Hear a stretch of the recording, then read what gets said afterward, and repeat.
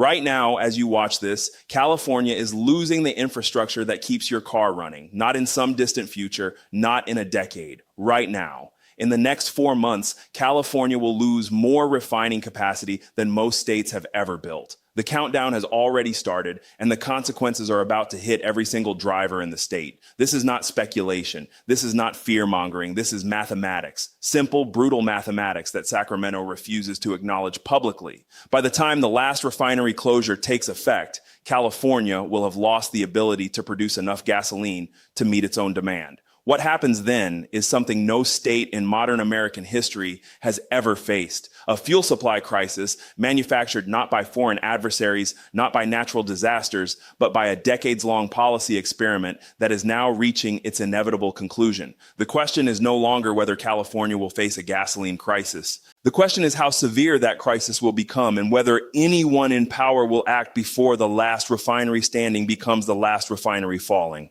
Let me take you back to 1985 for a moment. California had more than 40 refineries pumping out a combined 2.38 million barrels of fuel every single day. That was enough to keep prices stable, competition fierce, and supply abundant. The state was not just self-sufficient in fuel production. It was a powerhouse. Fast forward to today, and that number has collapsed to fewer than a dozen facilities. Total capacity has dropped to 1.64 million barrels per day. That is a loss of nearly 1/3 of the state's refining muscle in 4 decades. But here's where the story takes a darker turn. The closures are accelerating. What took 30 years to unfold is now happening in months. Marathon's Martinez facility closed in October 2020. Phillips 66's Rodeo plant stopped refining gasoline in early 2024, switching to renewable fuels instead. Chevron, a company that had been a fixture in California since the oil boom era, moved its headquarters to Texas in August 2024. Then came the PBF Martinez fire in February 2025, forcing weeks of downtime just as the market was already tightening. Each closure removed another piece of the safety net that protected California drivers from price spikes and supply shortages. Now we arrive at the present moment, and this is where the countdown truly begins. Phillips 66 announced on October 16, 2024, that it would close its Los Angeles refinery by the end of 2025.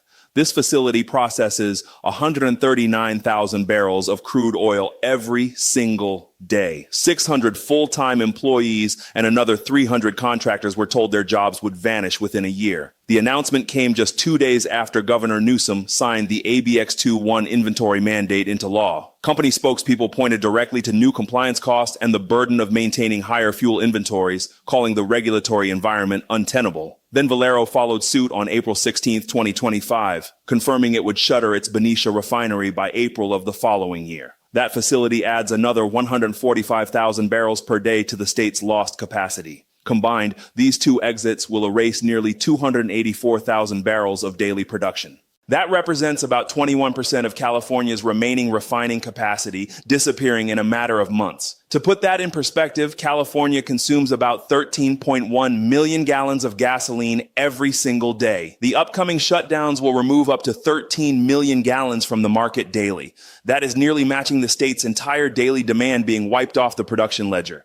But wait, the situation gets worse. On December 15, 2024, California's largest inland oil pipeline shut down permanently. The San Pablo Bay pipeline had carried crude oil from Bakersfield's oil fields to Northern California's refineries for 70 years. 70 years of continuous operation ended not with a dramatic explosion or a catastrophic failure, but with a simple financial reality. The company operating it was losing $2 million every single month. They could not sustain those losses any longer. Robert Waldron, the chief executive officer of Core Energy Infrastructure Trust, sent a desperate letter to Governor Newsom's office describing severe financial distress from operating losses that had become completely unsustainable. The pipeline ran 300 miles from Kern County oil fields all the way to Bay Area refineries. When fully operational, it transported 100,000 barrels of crude oil daily. That oil became the gasoline in your tank, the diesel fuel in delivery trucks, and the jet fuel at San Francisco International Airport. It powered Northern California's economy. Now it carries nothing. The refineries that depended on this pipeline suddenly lost their primary crude oil source overnight.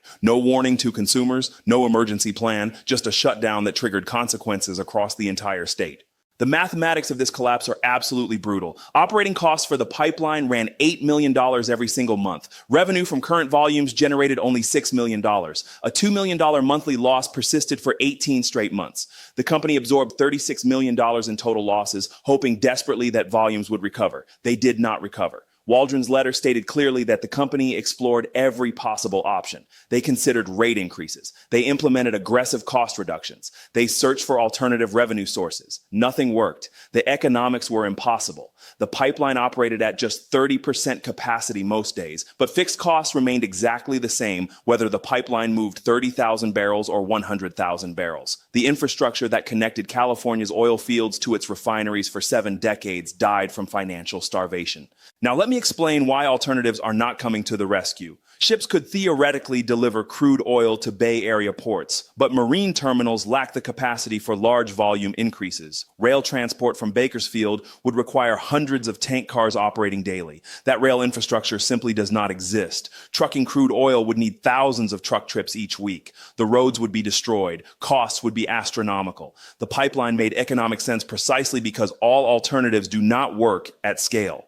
Bakersfield oil producers now face their own crisis. They produce 70% of California's oil, roughly 280,000 barrels every day. The San Pablo Bay pipeline was their primary route to refineries. Without it, producers must find new customers or shut down their wells entirely. Shipping oil south to Los Angeles refineries costs significantly more, and those refineries are closing too. The closure particularly affects specialized crude grades that California refineries were specifically designed to process. California produces heavy crude oil that requires specific refinery configurations. Not every refinery can handle California crude efficiently. Bay Area refineries were built over decades to process this exact crude type. Imported light crude from other sources requires completely different processing. Refineries must reconfigure their operations or accept substantially lower efficiency. Either choice increases costs that get passed directly to consumers at the pump.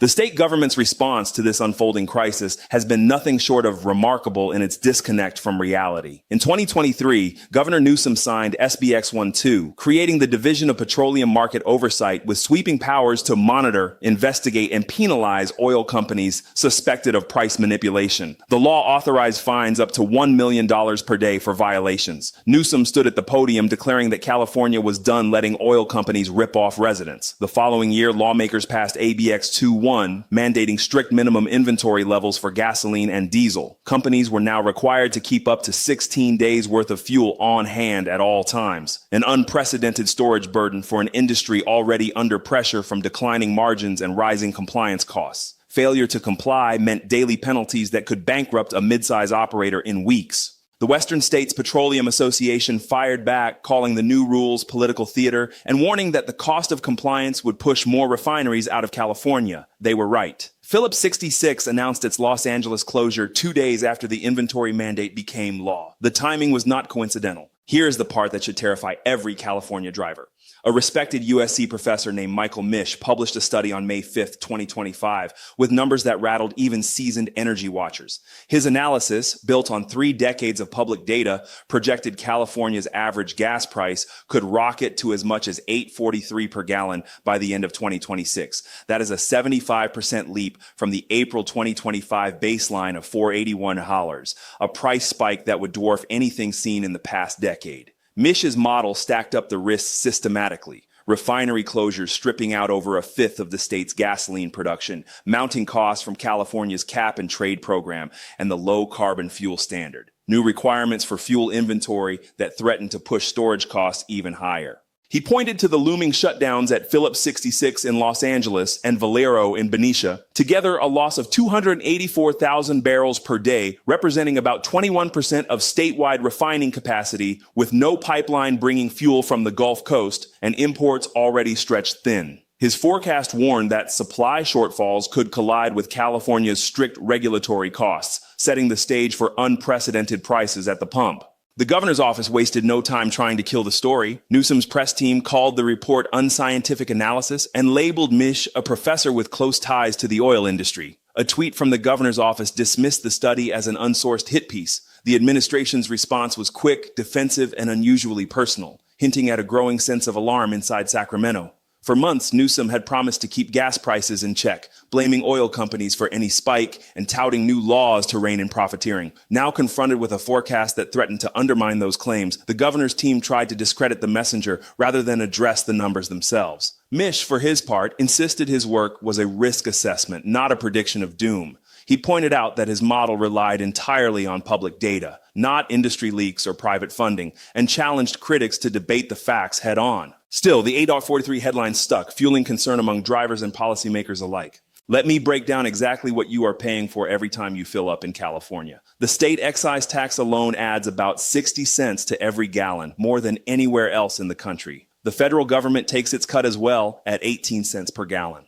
On top of those, California's cap and trade program tax on another 23 to 28 cents, a cost that has steadily climbed as the state tightens emissions targets.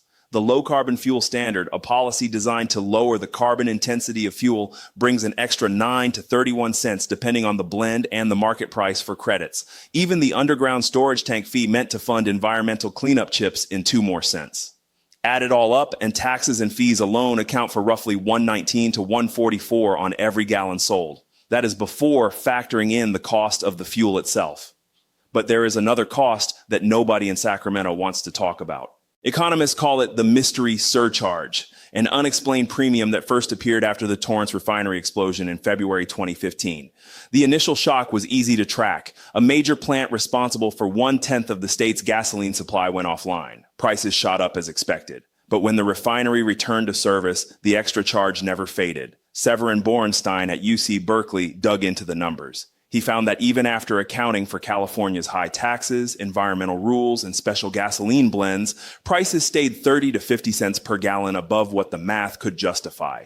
This was not a one-off blip. The surcharge stuck around for nearly a decade, costing California drivers a staggering $59 billion between 2015 and 2024. 5 companies control 96% of the state's gasoline supply. With so few players, small inventory changes or minor disruptions can set off price swings that ripple through the entire market. The human cost of this crisis is already mounting. Juan Alvarez spent 14 years on the night shift at the Phillips 66 refinery. Now he faces a severance package and a job market he barely recognizes. His daughter is in college. He does not know how he will cover tuition come January. For hundreds of refinery workers, the closure means not just the end of a job, but the unraveling of a stable life. Mortgages, health insurance, plans for retirement, all thrown into doubt. Down the highway, small business owner Priya Patel watches customers trickle into her family's gas station, the same one her father opened in 1982. She has already emptied her savings to replace 1 underground storage tank, but 3 more are flagged as non-compliant under SB 445. The deadline looms, and every permit application brings another round of fees. If she cannot find $400,000 by December, the station closes. Her father built that place from nothing. At the pump, drivers like Alex Kim fill their tanks knowing that half a week's groceries disappear in a single transaction. He commutes 40 miles each way to a job that has not given raises in 2 years. He used to budget $200 a month for gas. Now it is almost double. He is cutting back everywhere, but there is no way around the basic cost of getting to work. The ripple effects extend far beyond gas stations and refineries. Kern County's entire economy depends fundamentally on oil production. The county generates $15 billion a year from petroleum operations. 20,000 jobs relate directly to oil extraction and transport. The pipeline closure threatens all of it. When producers cannot ship oil economically, they stop producing. Wells get capped permanently. Workers lose their jobs. Tax revenue disappears overnight. The economic devastation ripples through Central Valley communities that have no backup plan. Small oil producers in Kern County are the most vulnerable. Major oil companies have alternatives, even if those alternatives are expensive. Small operators with just a few wells depended entirely on the pipeline. They lack capital reserves for alternative transport methods. They cannot negotiate favorable shipping rates with carriers. Many small producers are shutting down now that the pipeline closed. Decades-old family oil operations are ending permanently. The oil industry's small business sector in California faces complete extinction. California's fiscal reality now reads like a cautionary tale. In just 3 years, 352 companies moved their headquarters out of the state, according to Hoover Institution tracking. IRS migration data reveals that $102 billion in adjusted gross income left California between 2020 and 2022, much of it flowing from high earners and business owners seeking better opportunities elsewhere. The exodus included 24,670 taxpayers making over $200,000 in the most recent reporting year alone, draining $16.1 billion in taxable income directly from the state's ledgers. This outflow hit California's budget with rare and brutal force. In May 2022, California reported a record $97.5 billion surplus buoyed by stock market gains and technology sector windfalls. By December 2023, that surplus had flipped entirely to a $68 billion deficit. The swing totaled $165 billion in just a year and a half, a reversal that caught even veteran financial analysts off guard. State Treasury officials pointed to the extreme volatility of personal income taxes, which rely heavily on the financial fortunes of the top 1%. When markets falter or high earners relocate, tax revenue collapses. Income tax collections drop 27% in a single year, forcing $34 billion in emergency spending cuts and draining state reserves by half. The commercial real estate market tells another piece of this story. As soon as major companies like Oracle changed their headquarters addresses, they began offloading Bay Area properties. Large blocks of San Francisco office space went up for sublease. In 2019, office vacancies hovered around 4.7%. By 2024, that number had surged to 37%, an eightfold increase that left over 29 million square feet sitting empty. Towers that once commanded premium prices saw their values collapse almost overnight. A 17-story building at 995 Market Street plummeted from $62 million in 2016 to just $6.5 million in 2023, a stunning 90% drop in value. Bidding for 350 California Street tumbled from $300 million down to around $60 million. Even major hotels were not immune. The combined value of the Union Square Hilton and Park 55 fell by more than $1 billion. The exodus is not just about energy policy, but energy costs and energy uncertainty are driving factors that compound every other challenge facing California businesses. So what comes next? Let me walk you through 3 scenarios that analysts are watching closely. The best case scenario requires several things to go right simultaneously. Remaining refineries maintain stable operations with no unplanned outages. Import capacity expands smoothly to fill the gap left by closures. Global crude prices remain moderate. And the state finds ways to reduce regulatory burdens without compromising safety or environmental standards. In this scenario, gas prices might stabilize somewhere between $5 and $6 per gallon by late 2026. Painful, but manageable for most drivers. Some analysts point to the fact that California has weathered refinery closures before, and markets have a way of adjusting. The base case scenario assumes business as usual continues. Refineries close on schedule. No major new policies emerge from Sacramento. Import logistics face the usual friction, but no catastrophic failures. In this scenario, prices climb steadily throughout 2025 and 2026, reaching somewhere in the $6 to $7 range. Commuters feel the squeeze. Small businesses that depend on delivery and transportation see their margins compressed. The lowest income residents face impossible choices between filling their tanks and paying other bills. Economic growth in the state slows as consumer spending gets redirected to fuel costs. The worst case scenario is what keeps energy analysts up at night. An unplanned refinery outage at one of the remaining facilities, a disruption to import shipping lanes, an unusually hot summer that spikes electricity demand and strains the entire energy grid simultaneously.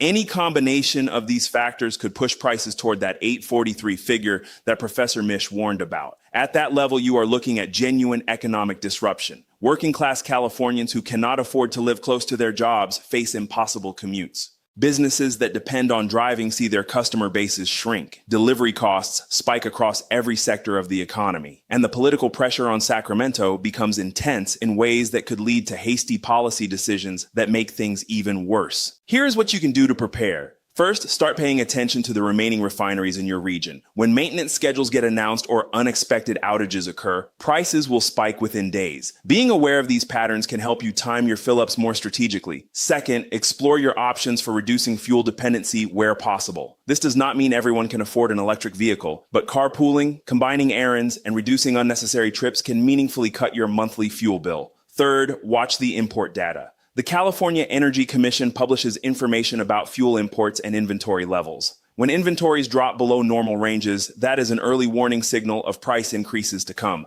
Fourth, pay attention to the political calendar. Election years tend to produce policy announcements aimed at lowering gas prices, even if those policies take months or years to have any effect. Understanding what is real policy change versus what is political theater can help you separate signal from noise. Fifth, if you own a small business that depends on fuel, whether a gas station, a delivery service, a trucking company, or anything else, start planning now for a higher cost environment. Renegotiate contracts where possible. Build fuel surcharges into your pricing models. Explore whether there are any efficiency improvements that could reduce your exposure.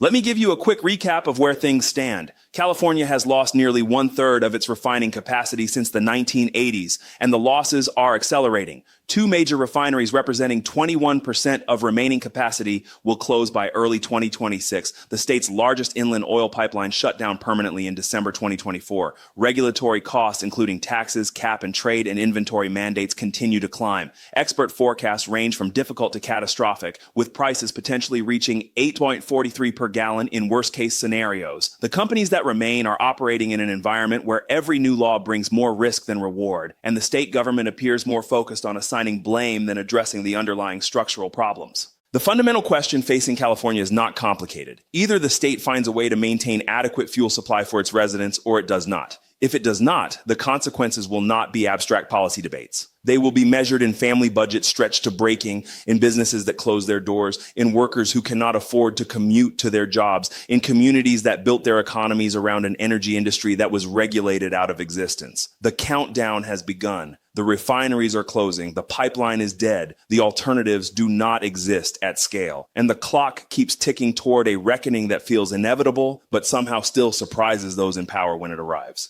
What do you think happens next? Are we watching the beginning of a genuine crisis, or will California find a way to adapt before it is too late? I want to hear your perspective in the comments below. If this analysis helped you understand what is really happening with California's energy infrastructure, make sure to subscribe so you do not miss the next update.